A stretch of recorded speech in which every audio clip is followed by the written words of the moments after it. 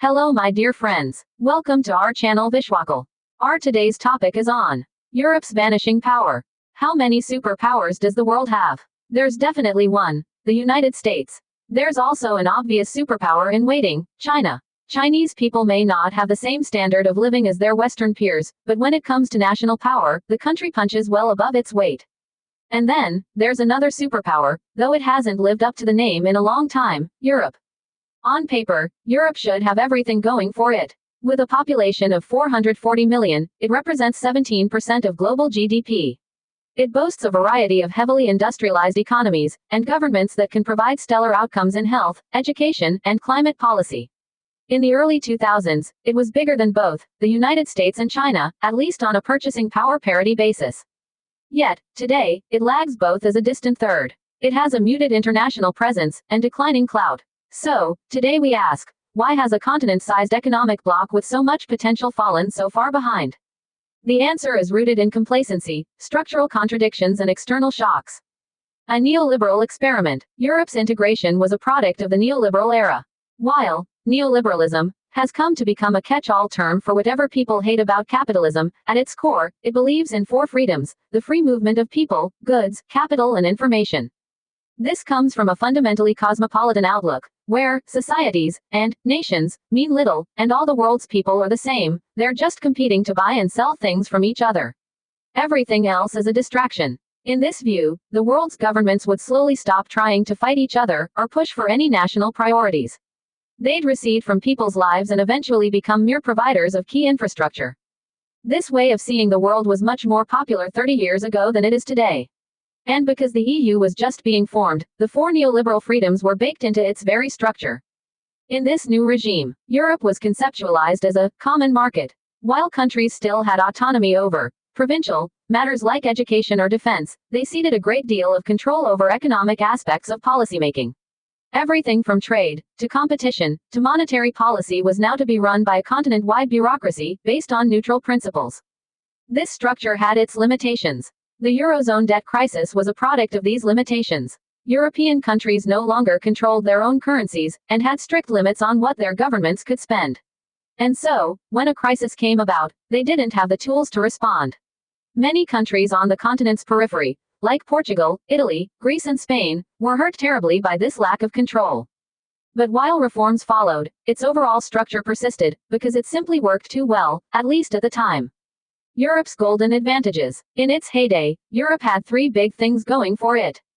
Openness to foreign trade. Foreign trade accounted for nearly half of Europe's GDP, much more than it did for the US, making it the global hub of commerce. US security umbrella. The United States was an all-weather ally of Europe, and underwrote a great deal of the continent's defense costs. Europe, meanwhile, could redirect resources on economic and social development. Cheap Russian energy. Since the 1990s, Russia's fossil fuel industry has supplied affordable energy, which fueled Europe's industries and households. These were big advantages, and they maintained Europe's status as a global power center for decades. Unfortunately, these advantages also bred complacency. The continent slowly lost its competitive edge. Investment in infrastructure and education stagnated. Productivity waned. The continent papered over this decline with the belief that, with the right regulatory policies, it could maintain its strength. After all, Europe was arguably still the world's best market. Every company in the world wanted to sell its wares in Europe. This created a point of leverage that Europe could use to maintain control over everyone else. Many good things came out of this, from global scrutiny over big tech's data policies, to the universal Type-C charger. At the same time, however, this led to major regulatory overreach, making life hard for European businesses. The poly crisis. Europe's reliance on its past successes left it ill-prepared for the tectonic shifts of the coming years. In the last decade, the continent has been hit by a series of crises, each of which feed into each other. Brexit. When Britain withdrew from the EU, it raised fundamental questions about the Union's role and purpose. The Union's cohesion was shaken, and Eurosceptic voices in other countries have since become much louder. Rise of Trump. Trump broke from decades of precedence in his first term, when he questioned the extension of America's security umbrella over Europe. While this security cover hasn't been withdrawn, it has caused a lot of uncertainty in Europe. COVID-19. While the COVID-19 pandemic devastated the entire world, Europe was one of the worst hit regions in the world, especially in its early years. The economic and political impacts of the pandemic are still being felt in the continent. Russia's invasion of Ukraine. When Europeans pushed back against Russia's Ukraine invasion, it severed Europe's access to cheap energy. Energy costs in Germany, today, are 3 to 5 times higher than in the US. As Europe struggled to emerge from these crises, the world had shifted. Many of its natural advantages had disappeared. It no longer had cheap energy, making its industry uncompetitive. It no longer had the certainty that America would protect its borders. Instead, this dependence had become a problem. For instance, the United States was able to bully ASML, a crucial player in the chip supply chain, into cutting itself from China. There was also a broader geopolitical shift. The neoliberal consensus had withered. Trade protections were propping up all over the world, and the other global superpowers, the US and China, were adopting muscular industrial policies. Europe's problems were suddenly impossible to deny. The continent was no longer as pivotal as it once was for international trade. Europe's deep malaise. This is where Europe finds itself today. Many of the region's key economies are struggling. Germany is in recession. France, caught in a political deadlock, is seeing growth falter. Austria's economy shrinks amidst political crises, while Belgium and the Netherlands experience sluggish growth due to labor and energy shortages. Its main economic engines have eroded. Europe once led the world in advanced engineering and automotive manufacturing. China has now leapfrogged the continent. Germany's auto industry, for instance, once the envy of the world, faces a make-or-break year ahead. Venture capital investors no longer look towards Europe for new, innovative firms.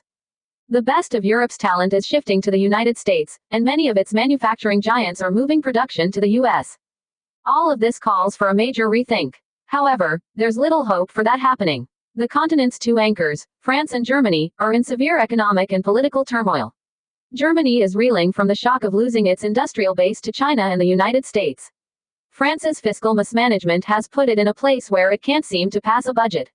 Both are stuck in severe political deadlocks. They're unlikely to provide regional leadership anytime soon. Things rarely go on forever. For all these reasons, most of the world is deeply pessimistic about Europe's medium-term prospects. But that doesn't mean the continent can be written off just yet. There are industries that it did successfully safeguard, from aerospace, to pharmaceuticals, to green technology, and these retain their global importance.